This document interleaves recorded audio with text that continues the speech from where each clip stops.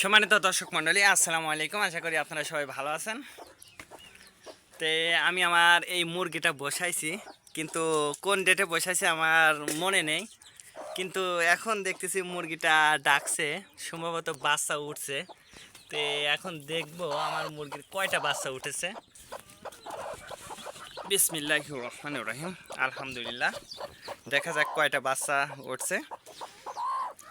আল্লাহর লাখো কোটি শুক্রিয়া। আলহামদুলিল্লাহ, আলহামদুলিল্লাহ, আলহামদুলিল্লাহ। দেখি কয়টা বাচ্চা উঠছে। অবশ্যই ভিডিওটা না টেনে শেষ পর্যন্ত দেখবেন। যারা নতুন খামার করতে চাচ্ছেন, যারা তুই এই জায়গায় খাবার খা, এই যে তোর জন্য খাবার বানানি আছে, নে তুই খাবার খা। নাও বস, তুমি খাবার খাও, নাও। এই যে গম আছে, গম খাও প্রয়োজনে। দেখা যাক কয়টা উঠছে। আলহামদুলিল্লাহ, এখন 2টা ডিম বাকি আছে। দাঁড়া,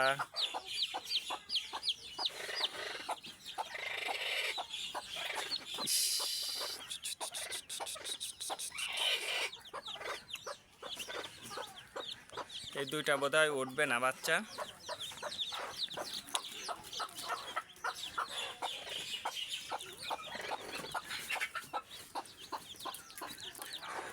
দুই চার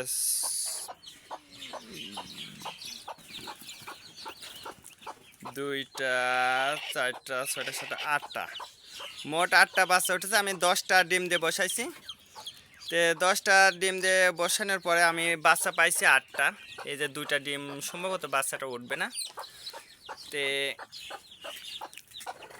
আমি আপনাদেরকে দেখাই বাচ্চাগুলো।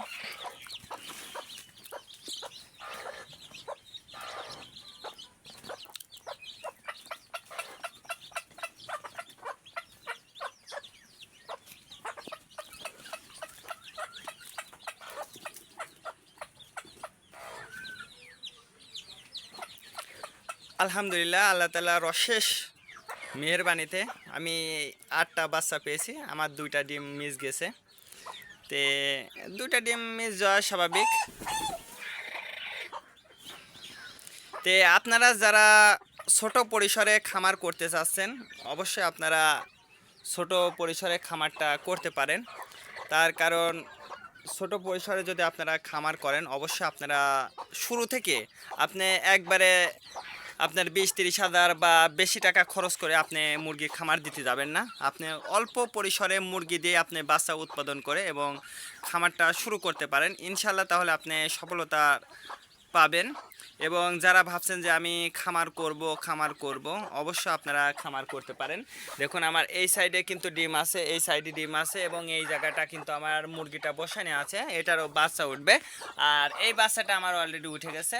তে এখন আমার এই মুরগিটা সেকেন্ড, অর্থাৎ আমার বাচ্চা এখন 2টা আছে, এই বাচ্চাটা আছে, আর আমার এই বাচ্চাটা এখনও আমি বের করলাম। তে এই দুইটা বাচ্চাই কিন্তু আমার এখন আছে, আর আমার ডিম আছে 3টা। এটা ডিম আছে, এটা ডিম আছে, এটা ডিম আছে।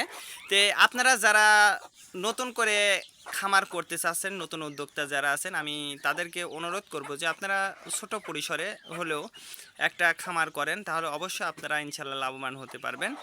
এবং খামার আপনারা চেষ্টা করবেন যে যেখান থেকে ভ্যাকসিন করা মুরগিটা পাবেন, অর্থাৎ ভ্যাকসিন করা যাদের খামার আছে তাদের থেকে বা মুরগিটা নেওয়ার চেষ্টা করবেন। অবশ্যই 5টা বা 2টা বা 1টা দিয়ে আপনি শুরু করতে পারেন। আজকে এ পর্যন্ত, ভালো থাকবেন, আল্লাহ হাফেজ।